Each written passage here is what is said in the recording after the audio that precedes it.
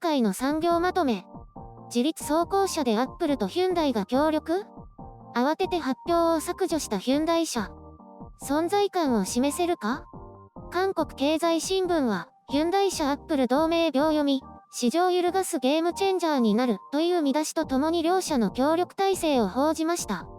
これは業界の情報筋からの話として取り上げたもので、ヒュンダイ自動車グループはアップルの提案を内部的に検討していることが分かったとしています。ヒュンダイ社グループは多数の企業から自立走行電気自動車関連の共同開発協力要請を受けたと発表しました。しかし発表文を2度にわたって変更し、最終的には話し合いは初期段階であり、何も決定されたことがないと説明しました。韓国経済新聞のケーブルテレビ部門は、現在社内的な議論を終え、会長の承認待ちだと伝えています。これによってヒュンダイ自動車の株価は一時 25% 高と急騰しました。アップルは自動車生産技術を持たないため、アップルカーの生産をいずれかの自動車メーカーと協力をすると噂されていましたが、具体的な名前が挙がったのは今回が初めてです。しかしアップル側からは具体的な名前は挙がっているわけではなく、レポートでは交渉中としか記載されていないということです。契約が成立しない場合はこの計画は変更される可能性があるということのようです。一方で Google の関連企業ウェイモは、トヨタのプリウスやクライスラーのパシフィカを改造して公道での実験走行や無人タクシーサービスを展開しています。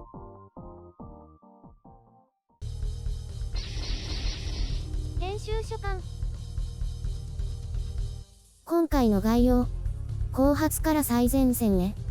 競争の激しい自立走行分野。アップルは再び夢を見せられるか。自立走行自動車については各社がしのぎを削っている状況ですが、アップルもヒュンダイ自動車も後発であるという共通点があります。後発とは言ってもアップルは2014年からプロジェクトタイタンというプロジェクトを立ち上げていますが、まだ具体的な路上実験は行っていません。当初は2020年までに電気自動車を量産するという目標を掲げていましたが、これは達成されず、計画の見直しを迫られたわけです。一方で衝突回避システムの特許を申請、これが公開されて、この分野で決して遅れてはいないことをアピールしています。ヒュンダイ自動車は明らかにスタートは遅れてしまいましたが、2018年にはレベル4の自立走行を達成するなど、強烈に追い上げています。また、米国のオーロラという自立走行開発企業と提携して、年内のレベル4自立走行車商用化、2025年の一般道路商用化を目指しています。アップルと提携した場合、このオーロラとの協力関係はどうなるかわかりませんね。アップルが最初からヒュンダイ自動車だけに声をかけたわけではないと思います。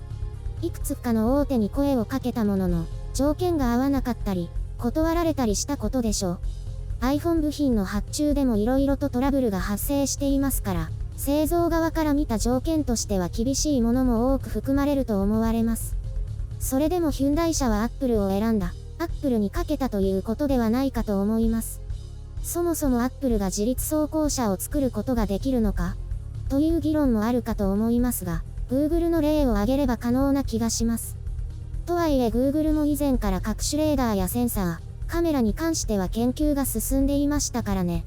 ただ Apple も追いつくことは不可能ではないでしょう。Google というより今は Waymo ですが、Waymo は各社の乗用車に搭載していますので、自動車に依存しないシステムを作れるという可能性を感じます。自動車製造企業以外に、Uber、Nvidia なども自立走行に挑戦しています。自立走行にもいくつかの方法があって、一つはテスラなどが推進しているディープラーニング型。もう一つは自動車製造企業がこれまで培ってきたレーダーやセンサーを中心としたものに分けられます。独自の地図情報や道路情報を併用しているのがトヨタや GM ですね。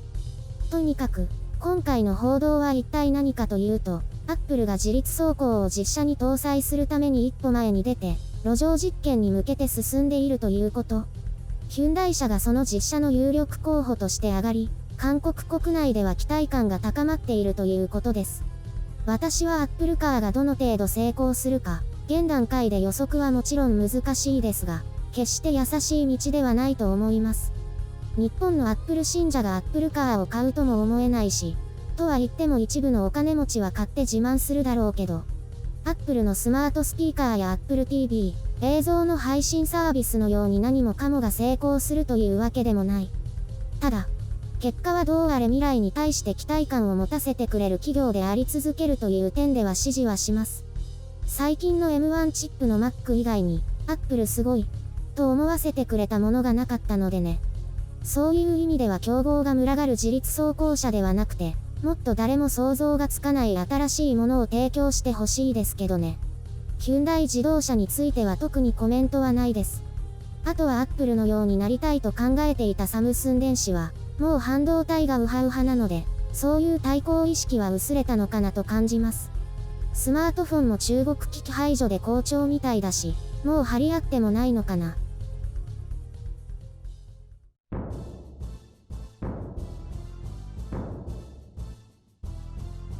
自動運転になると運転何もしないんでしょ？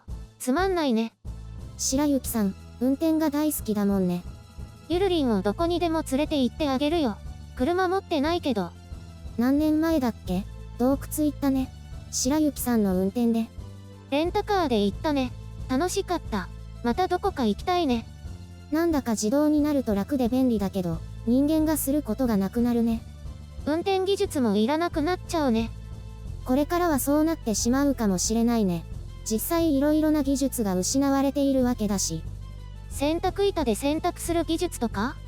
そういうのも含めていろいろね。自動とか機械制御になって体力も落ちているだろうしね。最近のママさんたちはみんな電動自転車だもんね。私は普通のママチャリだから、お風呂屋さんに自転車で行くと冬でも汗かくよ。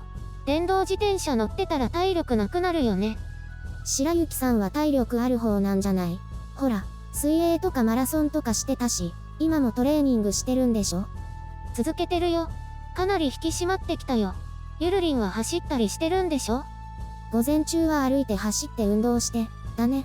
平日は。車運転したいな。自立走行車が普及するまで10年以上はかかるからまだまだ運転技術は必要だよ。もっとかかるかな。アップルカーってできると思う？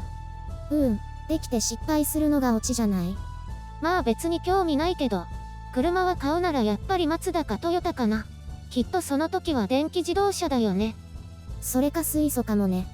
楽しみ。なんかどうでもいい話になっちゃったね。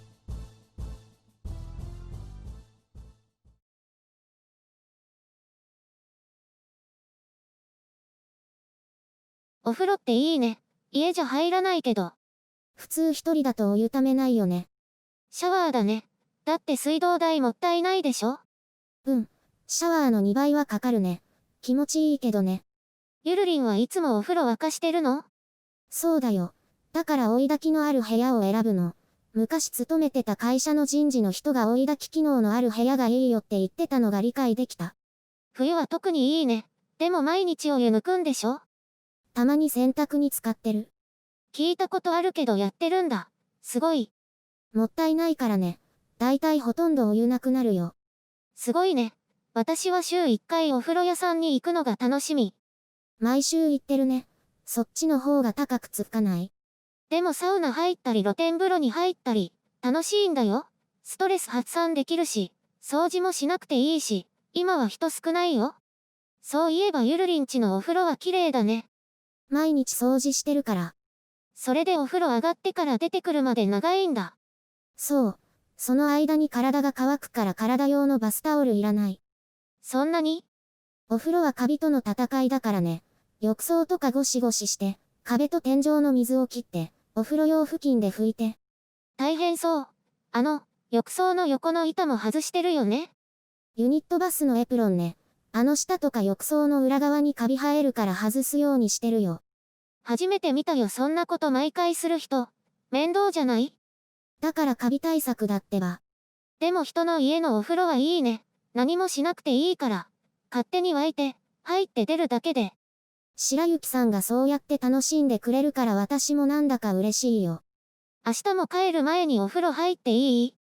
ふふふ。もちろん、いつでもどうぞ。